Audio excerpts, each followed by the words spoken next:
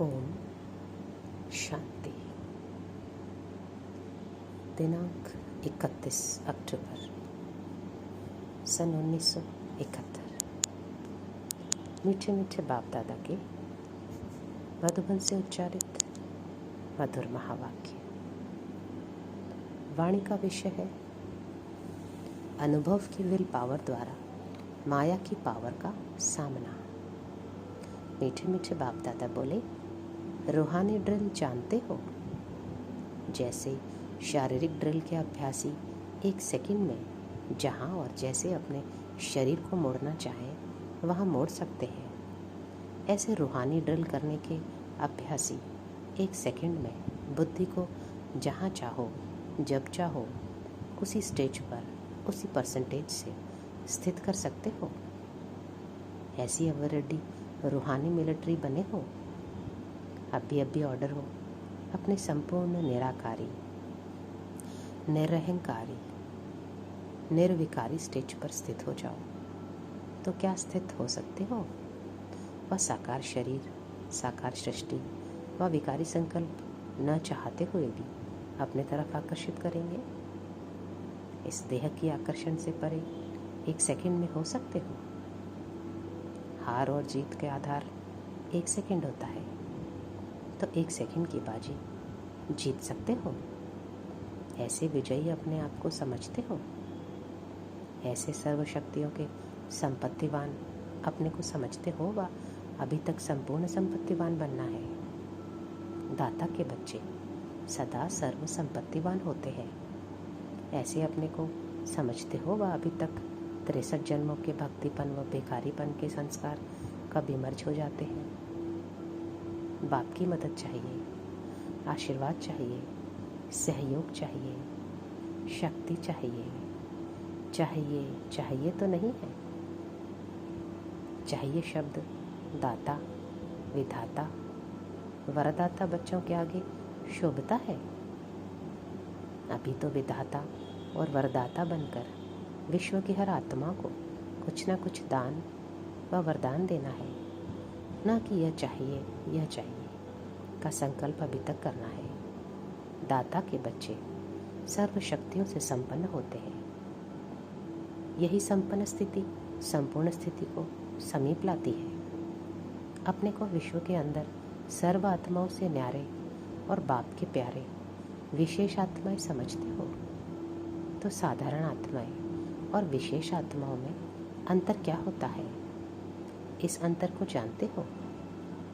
विशेष आत्माओं की विशेषता यही प्रत्यक्ष रूप में दिखाई देनी चाहिए, जो सदा अपने को सर्व शक्तियों से संपन्न अनुभव करें। जो गायन है अप्राप्त नहीं कोई वस्तु।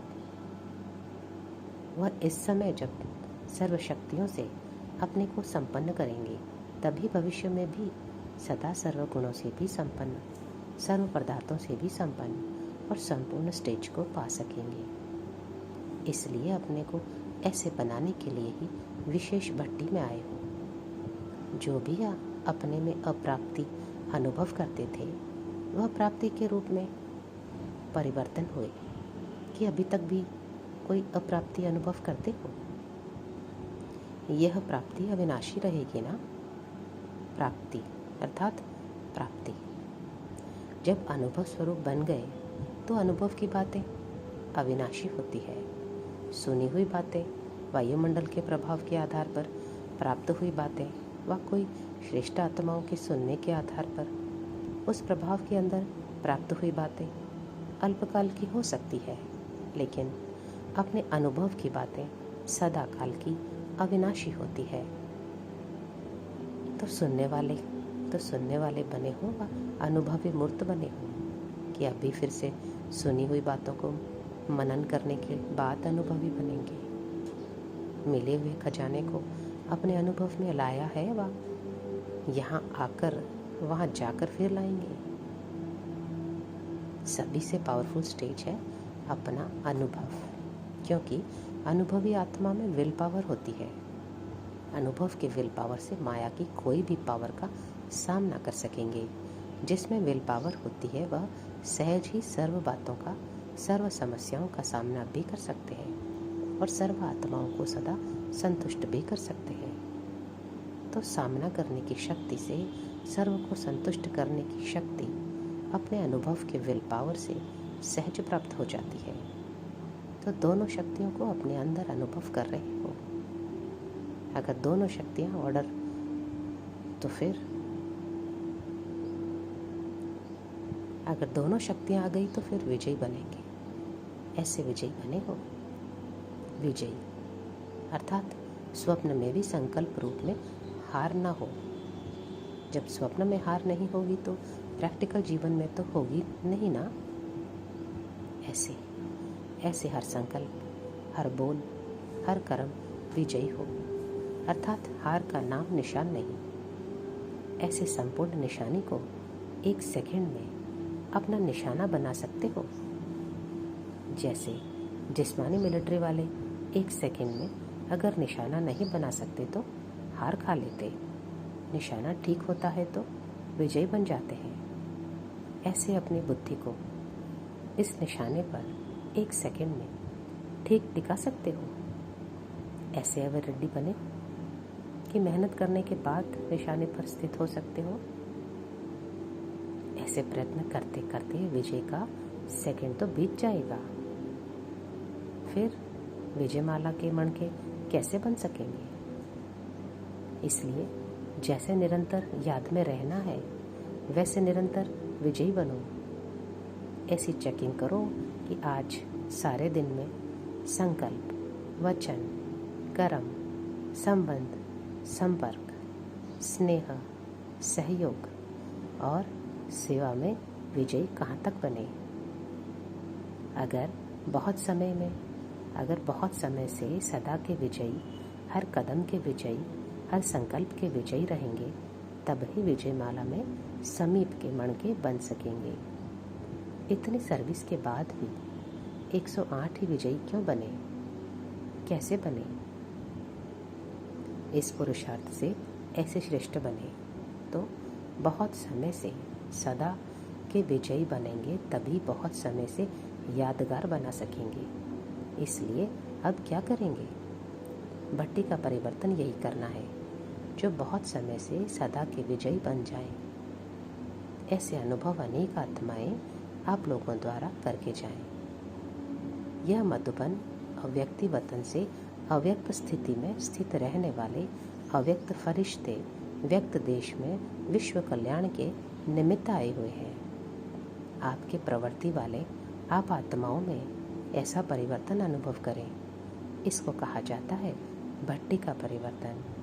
नैन रूहानियत का अनुभव कराए, चलन बाप के चरित्रों का साक्षात्कार कराए, मस्तक मणि का साक्षात्कार कराए। यह अव्यक्ति सूरत दिव्य अलौकिक स्थिति का प्रत्यक्ष रूप दिखाए।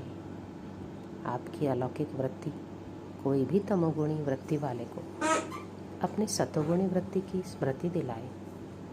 इसको कहा जाता है परिवर्तन व इसको ही सर्विसेबल कहा जाता है। जो हर कदम में सर्विस में तत्पर रहते हैं, ऐसे सर्विसेबल बने हो। ऐसे नहीं कि 4 घंटे की सर्विस करनी है, सदा के विजयी बनना है। सदा सर्विस में तत्पर रहने वाले सदा के सर्विसेबल का 1 सेकंड भी सर्विस के बिगड़ न जाए, ऐसे सर्विसेबल बनना, यही विशेष आत्माओं की विशेषता है। तो सभी बातों में फुल बनना है। बाप की महिमा में सभी शब्दों में फुल आता है ना। जो सभी बातों में फुल है वो फेल नहीं होते हैं। फुल में फ्लो नहीं होता है, इसलिए फेल नहीं होते हैं। न फेल होते हैं न कोई व्यर्थ बातें फील करते हैं। थोड़ी थोड़ी बातें फील करते हो ना। जो फुल होगा वो व्यर्थ बातों को फील नहीं करेंगे, न फेल होंगे। तो ऐसे तिलकधारी बने हो। सर्वशक्तियों से संपन्न का तिलक अपने मस्तक पर लगाया है। अगर यह तिलक जो सुनाया सदा मस्तक पर नहीं लगा हुआ है तो याद में भी याद के बजाय क्या करते हैं? याद के बजाय फरियाद करते हैं। लेकिन अभी नहीं करेंगे। फरियादों की फाइल बन गई है। हर एक के फरियादों की फाइल मालूम है कितनी है? तो निरंतर याद में रहने से, निरंतर विजयी बनने से, निरंतर सर्विसेबल बनने से फरियाद करने की आवश्यकता ही नहीं होगी। संपूर्ण कमजोरियों की आहुति डालने के लिए भट्टी में आए हो तो सर्व कमजोरियों की आहुति यज्ञ में डाल दी है, वह अभी रह गई है। जबकि आहुति डाल देते हैं तो अंत में क्या कहते हैं? स्वाहा। फिर आप सभी स्वाहा हुए। जो स्वाहा हो चुके वह बीती हुई बातों को स्वप्न में भी नहीं देख सकते, ऐसे स्वाहा हुए। हिम्मत और उल्लास, ये दोनों ही अभी के रिजल्ट में मेजॉरिटी में दिखाई देते हैं। इसी हिम्मत और उल्लास को सदा के लिए अपनी वृत्ति बनाना। धरती नरम भी है और फलीभूत भी है, लेकिन अपनी फलीभूत धरती में बीती हुई पास्ट जीवन के विकर्म और विकर्म के कांटे बोने नहीं देना। कांटों को बाप के सामने समर्पण किया। सर्व कांटे जो अब तक अंदर होने के कारण नुकसान करते रहते, वह अब बाप के सामने स्वाहा हुए। स्वाहा राख को भी कहते हैं। राख हुई चीज़ अथवा भस्म हुई चीज़ फिर कभी भी अपनी धरती में बोना नहीं, अर्थात स्मृति में नहीं लाना। स्वाहा अर्थात नाम निशान समाप्त। आज से ऐसे ही समझना कि मुझ सत्वगुणी आत्मा के यह संस्कार नहीं है, अर्थात यह मेरे संस्कार नहीं है। तो जैसे दूसरे के संस्कारों को साक्षी होकर देखते हो, वैसे अपने तमो प्रधान स्टेज के संस्कारों को भी ऐसे साक्षी हो देखना, ऐसे समाप्त कर देना। स्वाहा हो गया। ऐसे समझने से ही सदा सफलता को पाते रहेंगे। अच्छा, ओम शांति।